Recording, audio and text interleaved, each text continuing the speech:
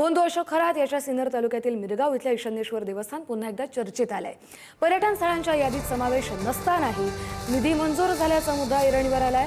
प्रादेशिक पर्यटन विकास योजनेतून 2018 मध्ये 1,05,00,000 रुपयांचा निधी वितरित झालाय। निधीसाठी कुणाचा प्रस्ताव होता, कोणी शिफारस केली याची माहितीच उपलब्ध नाहीये। प्रशासनाकडे संबंधित कागदपत्रांची स्पष्ट माहिती नसल्याचेही समोर आले। देवस्थान निधीचा प्रस्ताव अचानक गायब झाल्याची चर्चा आहे, तर राजकीय हस्तक्षेपातून निधी मिळाल्याचा संशय व्यक्त होतोय। निधी मंजूर प्रक्रियेवर आता गंभीर प्रश्नचिन्ह उपस्थित झाले आहे।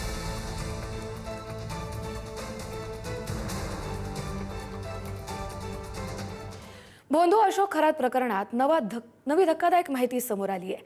खरातच्या शस्त्र परवान्याबाबत सुरू असलेल्या चौकशीमध्ये एक मोठा ट्विस्ट उघड झालाय। या प्रकरणामुळे प्रशासकीय आणि पोलीस यंत्रणेमध्ये खळबळ माजली आहे। 2012 पासून खरातकडे शस्त्र असतानाही संबंधित नोंदी पोलीस यंत्रणेच्या दप्तरीच नसल्याचं उघड झाल्यानं अनेक प्रश्न निर्माण झाले। खरातला 2012 मध्ये शस्त्र परवाना देण्यात आला होता, मात्र त्या काळातील नाशिक पोलीस अधीक्षक कार्यालय किंवा संबंधित पोलीस ठाण्याच्या नोंदीत या परवान्याचा उल्लेखच आढळत नाहीये। तब्बल 12 वर्ष एक संशयित गुन्हेगार बेकायदेशीररित्या शस्त्र बाळगत होता आणि प्रशासनाला याची कल्पना नव्हती का, असा सवाल आता उपस्थित होतोय।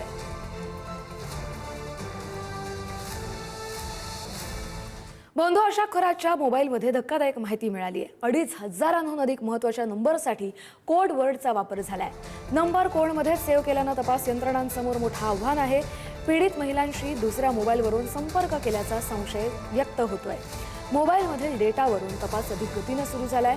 काही राजकीय कनेक्शनची शक्यता असल्यानं तपास यंत्रणा पडताळणीमध्ये व्यस्त झाली आहे। खरातचे 2 मोबाईल जप्त झाले। डेटा रिकव्हरी प्रक्रिया सुरू आहे। ऑफिस बॉय नीरज जाधवच्या मोबाईलचीही चौकशी होतीये।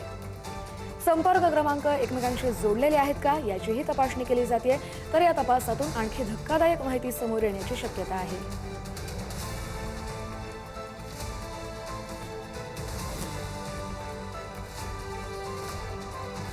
बोंधू अशोक खरात प्रकरणात त्याचा सीए ललित पोफळे याच्या भूमिकेमुळे तपासाला नवं वळण मिळण्याची शक्यता आहे। पोफळे यांनी खरात विरोधात तक्रार दाखल करण्याची तयारी सुरू केल्याची माहिती समोर येत असून आरोपी होण्यापासून वाचण्यासाठी माफीचा साक्षीदार बनण्याच्या प्रयत्नात असल्याची चर्चा आहे।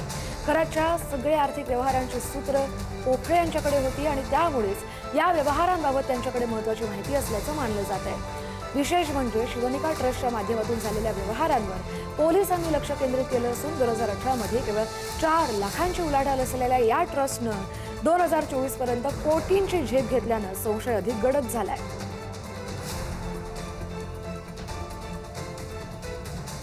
बोंधू अशोक खरात प्रकरणात आर्थिक गैरव्यवहाराचा तपास अधिक गडद होत असून खरातचे आर्थिक व्यवहार हाताळणाऱ्या एका चार्टर्ड अकाउंटंटसह दोघांची चौकशी सुरू आहे। खरातच्या सर्व आर्थिक व्यवहारांची सूत्र संबंधित सीएच्या हाती होती, त्यामुळे या प्रकरणातील महत्त्वाची माहिती त्यांच्याकडून मिळण्याची शक्यता वर्तवली जाते। तपास पथक लवकरच या सीएकडून संपूर्ण आर्थिक तपशील घेण्याच्या तयारीत आहे।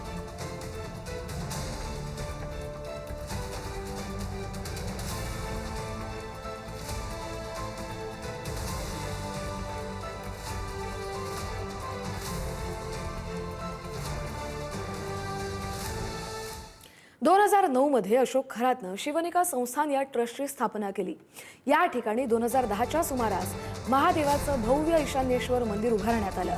त्याच वेळी स्थानिक आणि परिसरातील काही व्यक्तींना संस्थानामध्ये विश्वस्त म्हणून नियुक्त करण्यात आलं। याच शिवनिका संस्थानाची आता SIT कडून सखोल चौकशी होणार आहे। या संस्थान स्थापनेपासूनच अशोक खरातनं अनेकांना फसवलं। गावातील लोक, अधिकारी, राजकीय नेते या संस्थानाशी जोडले गेले आणि दूरही गेले, मात्र आता ते सगळेजण चौकशीच्या फेऱ्यात अडकली आहेत। आज बलात्कार प्रकरणामुळे चर्चेत असलेल्या अशोक खरात याचं मिरगाव कनेक्शन काय आहे, तो मिरगावला कसा आला, मिरगावला ईशान्येश्वर मंदिर कसं स्थापन केलं, याबाबत अनेक प्रेक्षकांना जाणून घेण्याची इच्छा आहे। तीच मिरगावची कहाणी आज आपण प्रेक्षकांना सांगणार आहोत। मूळचा कांडळवालीचा असलेला अशोक खरात मिरगाव परिसरात आला आणि आता सध्या आपण उभे आहोत त्या माझ्या मागील 18 एकर जमीन आहे। त्यांनी ती 18 एकर जमीन त्याने आधी खरेदी केली। 18 एकर जमीन खरेदी केल्यानंतर त्याचा ह्या परिसरात जो होता तो वावर सुरू झाला। त्यानंतर त्याने आसपासचे जे गाव आहे, मिरगाव म्हणा किंवा त्याचबरोबरीने आसपासचं जे पाथरं आहे, कारण की मिरग आणि पाथऱ्याची जी शिव आहे ती एकमेकाला लागून आहे. त्या ठिकाणच्या अनेक लोकांना अशोक खरातने जे आहे ते एकत्र केलं आणि 2009च्या साली हेच शिवनिका श्री शिवनिका संस्थान जे आहे त्याची नोंदणी केली गेली. नोंदणी करताना जे त्याच्याबरोबर लोकं एकत्रित सगळे गोळा केले होते, त्यांना असं सांगितण्यात आलं होतं, की आपण या ठिकाणी शंकराचं मंदिर बांधू. अनेक लोकं जोडले गेले, अनेक राजकीय नेते जोडले गेले. आता ज्या आधीचे विश्वस्त होते किंवा अशोक खरातच्या जमिनी विक्रीमध्ये सहभागी होते आणि इतर राजकीय नेते, या सगळ्यांची चौकशी आता एस-आय-टी मार्फत होणार आहे.